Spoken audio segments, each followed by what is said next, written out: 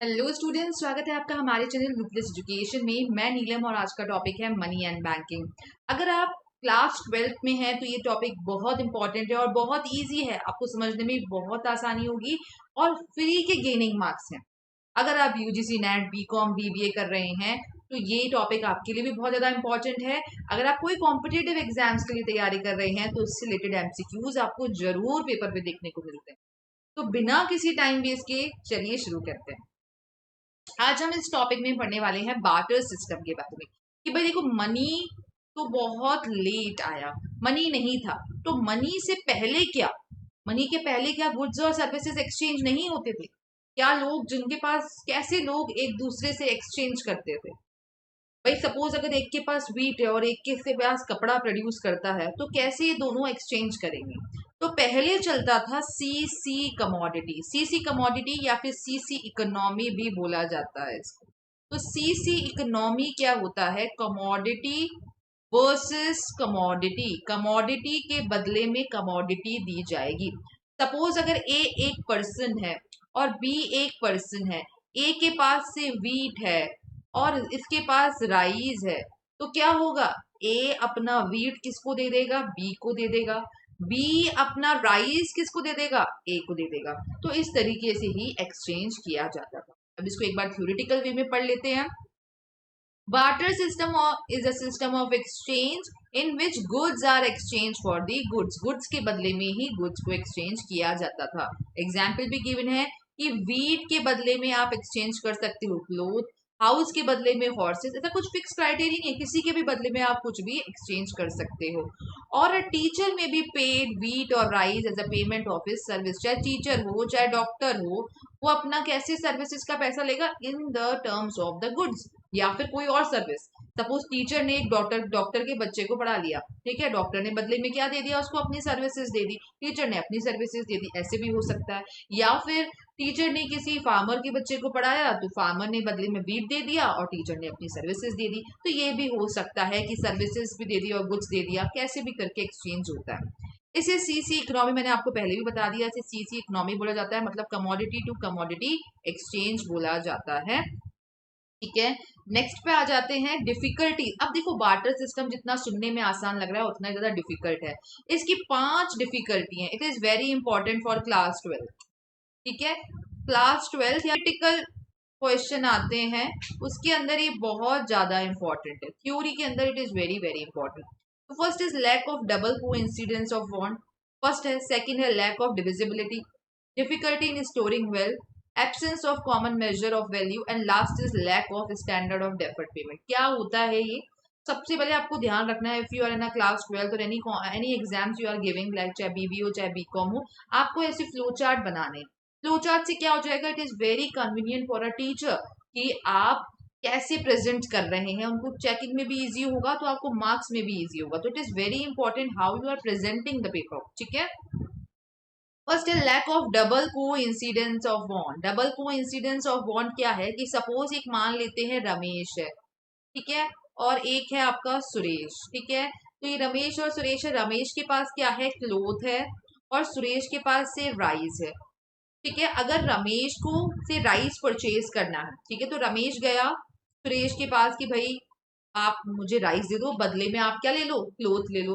तो सुरेश ने डिक्लाइन कर दिया। सुरेश ने कहा कि भाई मुझे तो व्हीट चाहिए, क्या आपके पास व्हीट है? इसने डिक्लाइन कर दिया रमेश ने। तो अब कैसे बैठेगा? अब रमेश किसी और को ढूंढेगा, सुरेश किसी और को ढूंढेगा, और ये जब तक कि दोनों म्यूचुअली एग्री नहीं कर ले तब तक ये ट्रांजेक्शन नहीं हो सकता है। तो it is very very like difficult to pursue a transaction. Transaction pursue करना कई बार बहुत ज्यादा डिफिकल्ट हो जाता है। तो barter system is possible only if the goods are produced by the two person are needed. This is very important है ना, नीडेड बाय ईच अदर। उस टाइम पे दूसरे वाले पर्सन को भी उसकी जरूरत होनी चाहिए, तभी तो वो आपसे वो गुड्स परचेज करने के लिए रेडी होगा, right? Double coincidence of bonds means the goods in the possession of the two different person must be useful and needed by the each other. एक दूसरे को जरूरत होनी चाहिए। अगर जरूरत ही नहीं होगी तो फिर कोई मतलब नहीं है कुछ भी परचेज करने का। जैसे सपोज अगर ए और बी है, ठीक है, अगर ए के पास व्हीट है, ठीक है, और इसके पास राइस है, ठीक है। अब बी को चाहिए वीट, बी जाता है ए के पास कि भाई मुझे वीट दे दो, बदले में मेरे से राइस दे दो। ए बोलता है भाई मैं तो राइस खाता ही नहीं, मुझे तो चाहिए ही नहीं राइस। तो कहने का मतलब है ये ट्रांजेक्शन कभी भी सक्सेसफुल नहीं हो सकता है। ठीक है। नेक्स्ट आ जाते हैं डिफिकल्टी इन स्टोरिंग वेल्थ। भाई स्टोर करना, सपोज अगर आपके पास 10 लाख रुपए है, ठीक है, तो आप आराम से अपने जो भी आपका स्कूल बैग है आप उसके अंदर भी उसको स्टोर कर सकते हो।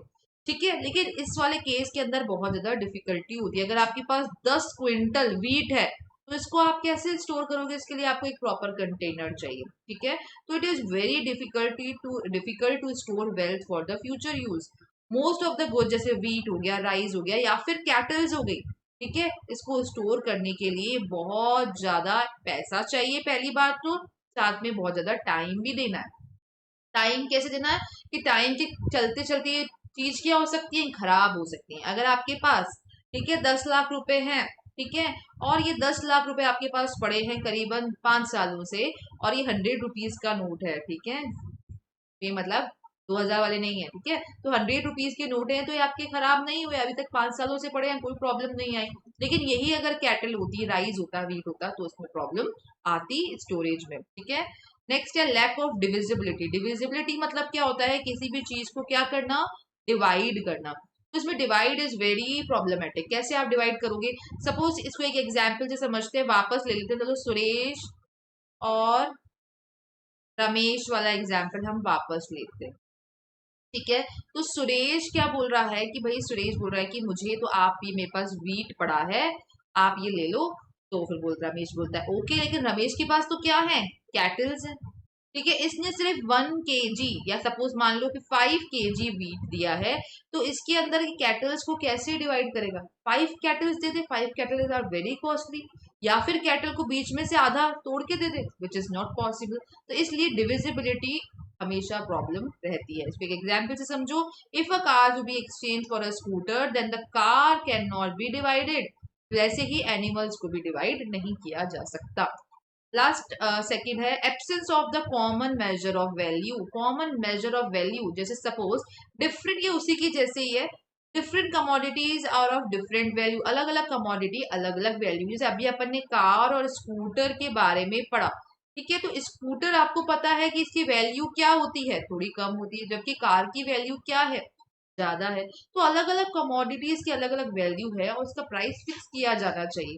लेकिन ये क्या होता है कि नीड्स के ऊपर बहुत ज्यादा डिपेंड करता है बार्टर सिस्टम, इसलिए कभी भी वैल्यू फिक्स नहीं की जाती। तो the value of the goods और services, the amount of other goods and services, it can be exchange for in the market. There is no common measure, कोई कॉमन मेजर था ही नहीं। और एक और चीज है कि इसमें प्रपोर्शंस के अंदर भी वही डिविजिबिलिटी का ही है कि प्रपोर्शंस के अंदर भी डिवाइड नहीं किया जा सकता।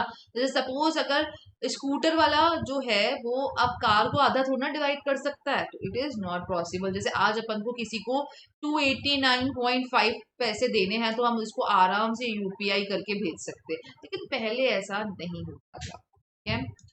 Lack of standard for deferred. Deferred मतलब क्या होता है, फ्यूचर पेमेंट। डेफर्ड मतलब कि बाद में दे देंगे, ठीक है, फ्यूचर में दे देंगे। तो ये पॉसिबल नहीं होता था। आप बोलोगे होता होगा, भाई क्यों नहीं, आज नहीं तो कल दे देगा भाई। भाई उसकी क्वालिटी क्यों पॉसिबल नहीं होता था, कि उसकी क्वालिटी डिक्लाइन हो गई। तो सपोज ए पर्सन नहीं, वापस चलो रमेश और लेते हैं, ए रहने देते हैं, रमेश और सुरेश को वापस लेते हैं। रमेश के पास इस बार है कैटल्स, ठीक है, और सुरेश के पास है इस बार वीट। तो सुरेश बोलता है कि भाई आप वीट ले लो मेरे से। इसने कहा कि कैटल मेरे पास अभी नहीं, कैटल बस होने ही वाली है, ठीक है, तो मैं आपको 2 महीने बाद दे दूंगा।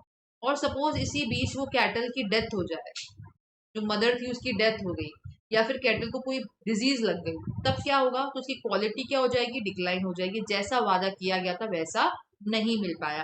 तो there should be disagreement regarding the quality, खराब हो सकती है, या फिर जो स्पेसिफिक कमोडिटी थी वो ही कुछ ना कुछ उसके अंदर ही डिसएग्रीमेंट हो जाए। सपोज वो जो प्रेग्नेंट कैटल थी वो किसी वजह से उसकी डेथ हो जाए, तो फिर नई कैटल तो आएगी नहीं। तो ऐसा भी कुछ हो सकता है। तो जो भी फ्यूचर के अंदर पेमेंट्स थे वो प्रॉब्लमेटिक सिचुएशन हो सकती हैं। That's it for today. Barter system आपका हो चुका है। नेक्स्ट वीडियो में हम इवोल्यूशन ऑफ मनी और डेफिनेशन ऑफ मनी करने वाले हैं। तो बिना किसी टाइम वेस्ट करे अपने स्टडीज को कंटिन्यू करें और हमारे को सब्सक्राइब करके ही जाएं, क्योंकि यही एकमात्र जरिया है जिससे हम मोटिवेट होते हैं। और आप हमें इंस्टाग्राम पे भी फॉलो कर सकते हैं, जिसमें आपको अपडेट मिल जाएगा नई जो भी वीडियो हम अपडेट करने वाले हैं। ऑल द बेस्ट स्टूडेंट्स, मिलते हैं नेक्स्ट वीडियो में।